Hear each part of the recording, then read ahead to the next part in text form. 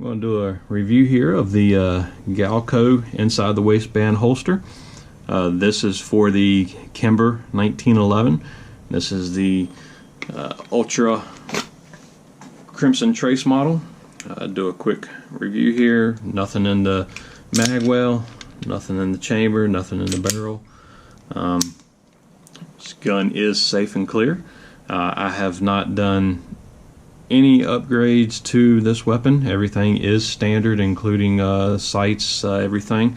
So right out of the box, this is the Pro Crimson Carry 2. Absolutely love this gun.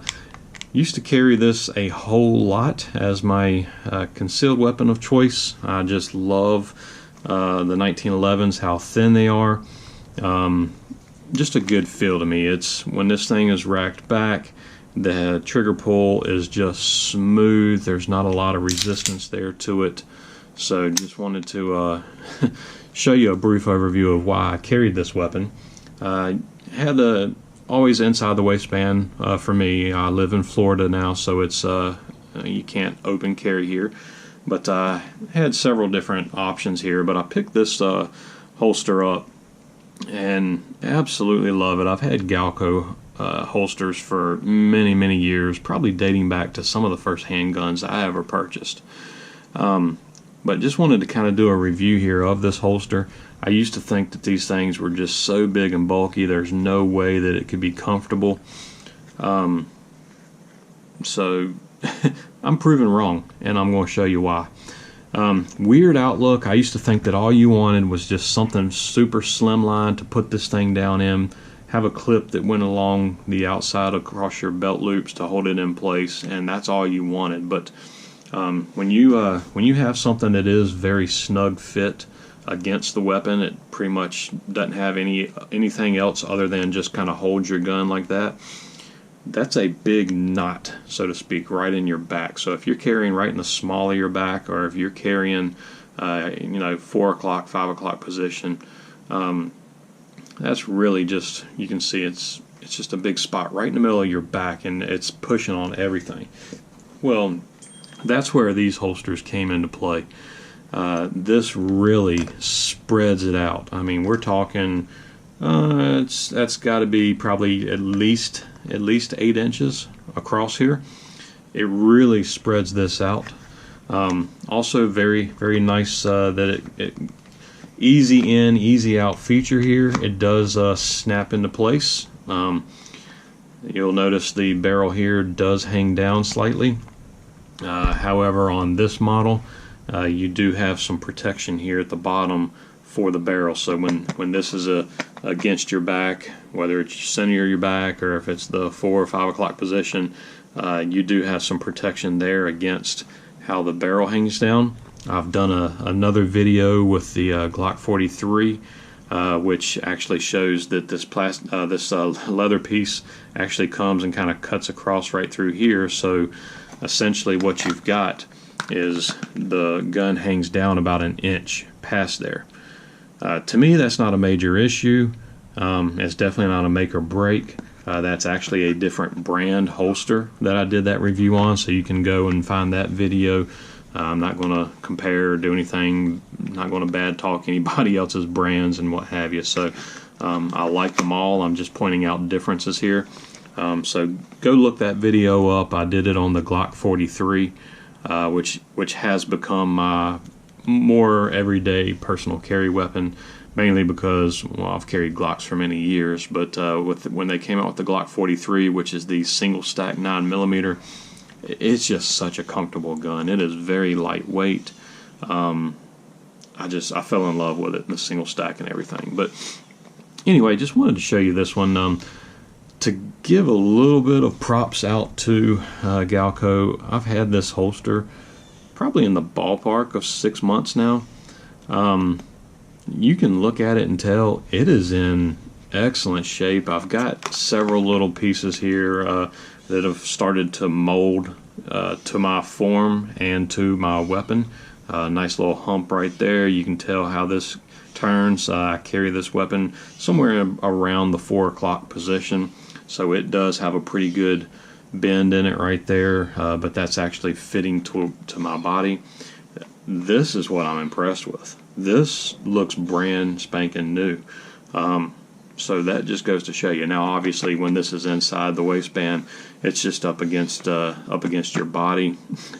As long as you're a clean person, I joke and laugh a little bit, but as long as you're a clean person, this stays very, very clean. Here, you can see where I'm getting some scratches, if you will, especially where this gun goes down inside. If I rub my finger over it, I can feel it's kind of some rough abrasions. But essentially all that is that's just where this gun goes in all the time.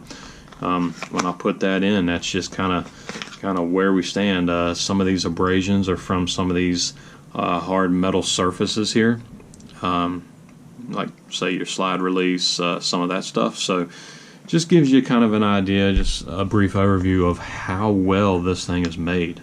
You can see here one reason why I do like that this leather piece comes down right here rather than coming straight across.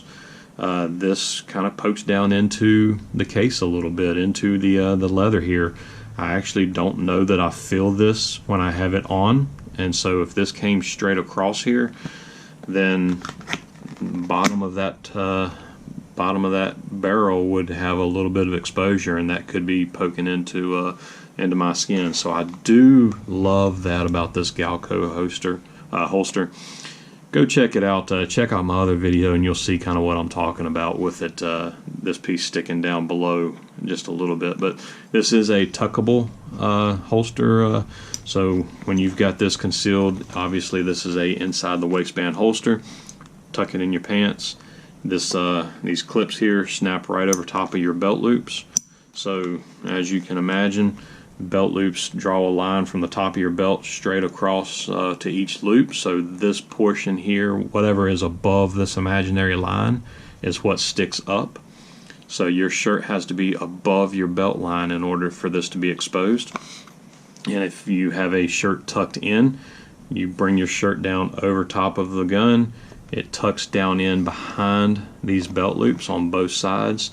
That way the only exposure are these two metal clips here.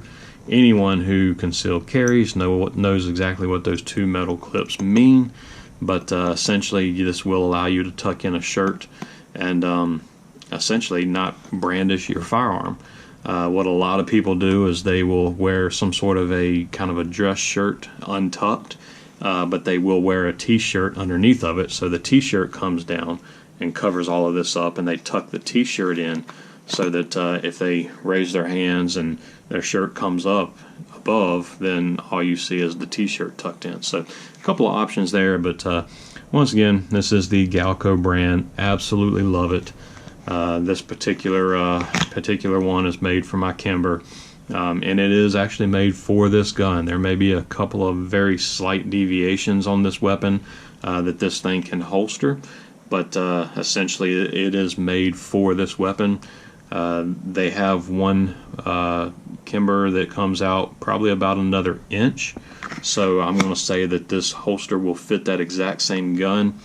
Then that's what this extra piece here is for. It allows you to have a slightly longer barrel and still be protected. So just want to do that brief update. I hope you've enjoyed this video. I strongly support this product. I've had Galco holsters for many, many years now. Very solidly made. Never had one actually break on me. I have replaced them just because of how often I carry them. I am pretty rough on them over the long haul. This one obviously is in great shape, but I'll be honest with you, because it is made for my Kimber, I usually wear this one when I'm going to be a lot more light duty, not doing too much moving around. Also, this is a heavier weapon than, say, my Glock 43, so it does get a little less wear. I wear it a little less than some of my other holsters just for some of those reasons, but for this thing being 6 months old and me wearing it quite a bit, it's in immaculate condition. So if you have any questions or comments, post those below. Other than that, hope you've enjoyed this video. Take care.